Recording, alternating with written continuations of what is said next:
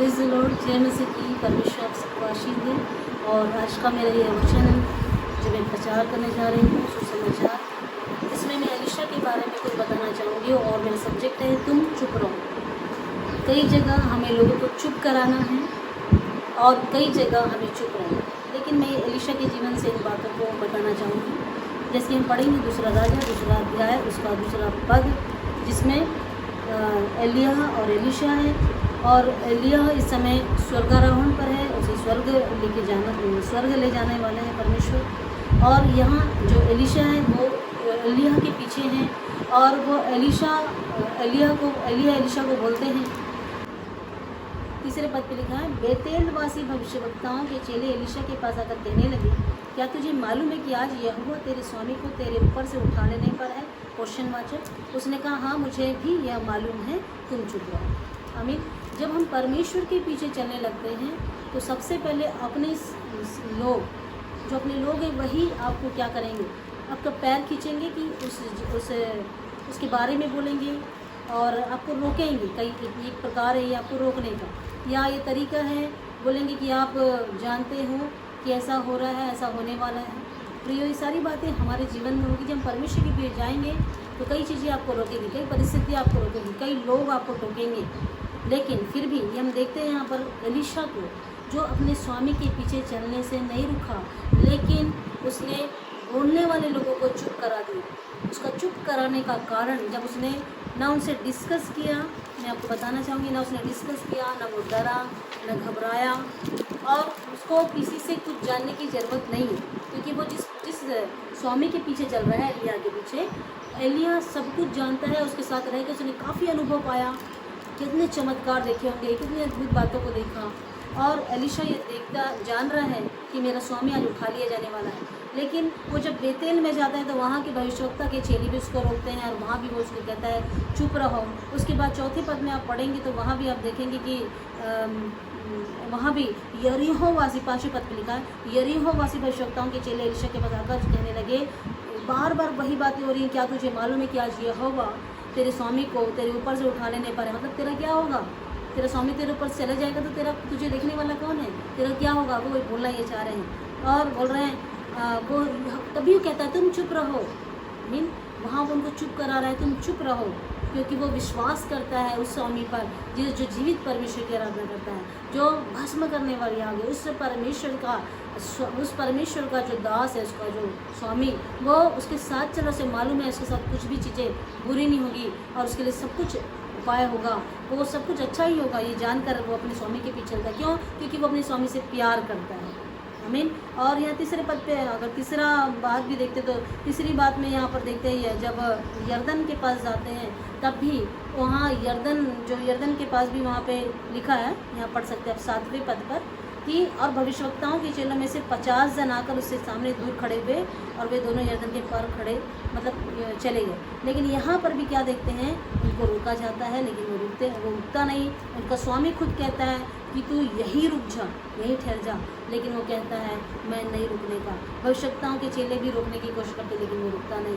वो क्या कर रहा है? वो परमेश्वर के पीछे चल रहा है। हमें भी पीछे चलना है।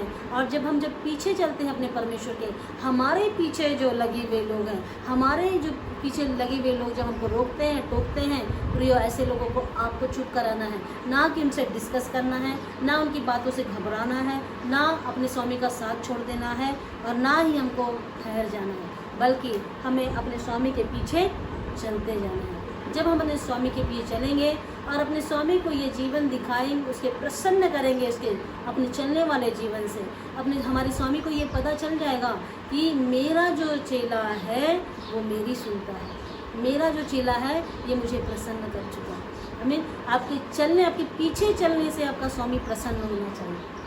आपके पीछे चलने से आपका स्वामी प्रसन्न होना चाहिए। जब आपका स्वामी प्रसन्न होगा तो आपके जीवन में आशीष आ जाएगी। आपका जीवन में किसी भी बात की आपको ज़रूरत नहीं पड़ेगी कि तमाम विपरीत परिस्थितियाँ और ये वो। लेकिन जब आपका स्वामी आपको देखेगा कि वो कैसे पीछे चल रहा है, हम देखते हैं पतरस को देखते हैं, अगर नए नियम में पीछे चला, एक बार ठोकर खाया लेकिन वो पीछे चला, परमेश्वर ने इसको जीवित क्या बना दिया, भविष्य बना दिया। हालेलुया। आज हम हालेलुया पैंतीतुस की कलीसिया में है, 35 के दिन में जो कलीसिया बनी। हालेलुया। पीछे चलने वाले कभी रुकेंगे, और जब हम परमेश्वर के पीछे चल रहे हैं, हमारा पीछे चलने वाला हमारा पैर खींचेगा, हमें कई बातें बोलेगा, तेरा क्या होगा, कैसे होगा, तो मेरे जीवन में क्या होगा, कुछ भी नहीं है, तुमने कुछ प्राप्त नहीं किया, तुम्हारे पास ये नहीं है, वो नहीं है, बहुत सारी क्वेश्चंस आएंगे।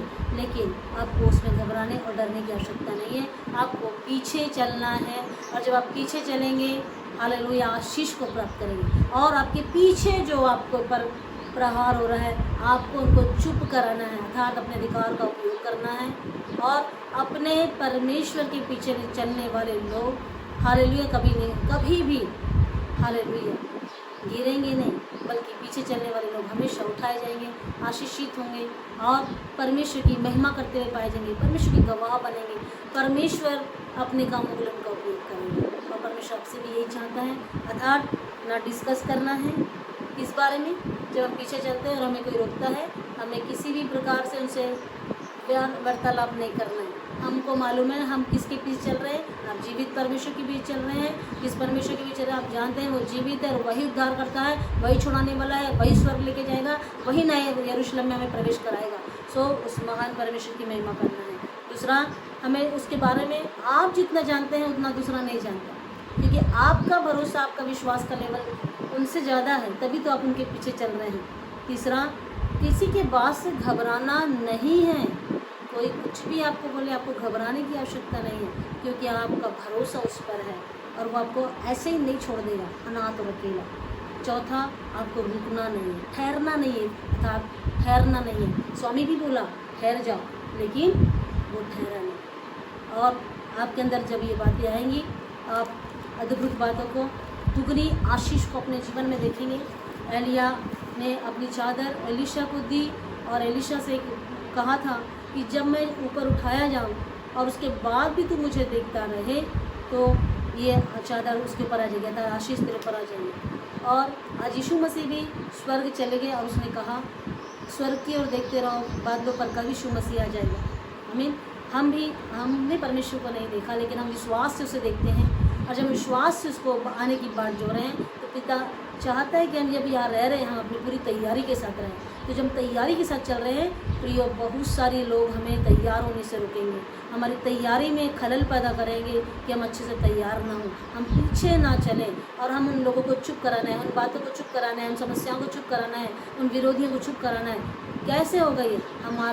हमारा ये निर्णय होगा कि हमें यीशु मसीह के पीछे चलना है। जब आप एक अच्छे निर्णय के साथ प्रभु के पीछे चलेंगे, एक अच्छे समर्पित जीवन के साथ यीशु मसीह के पीछे चलेंगे, आपका समर्पण परमेश्वर के लिए होगा, आपका जीवन परमेश्वर के लिए होगा, निश्चित आप और हालेलुया मैं, हर एक व्यक्ति जो परमेश्वर से प्रेम रखता है, वो दुगनी आशीष, उसने अभिषेक से भर जाएगा और दुगनी आत्मा में वो परमेश्वर के कामों को प्रकट करेगा। जिस तरह एलीशा के ऊपर एलिया की आत्मा का सामर्थ्य आया, वैसे ही परमेश्वर की आत्मा का सामर्थ्य हमारे ऊपर उंडेला गया है, और हमें भी अब दुगनी आशीष में परमेश्वर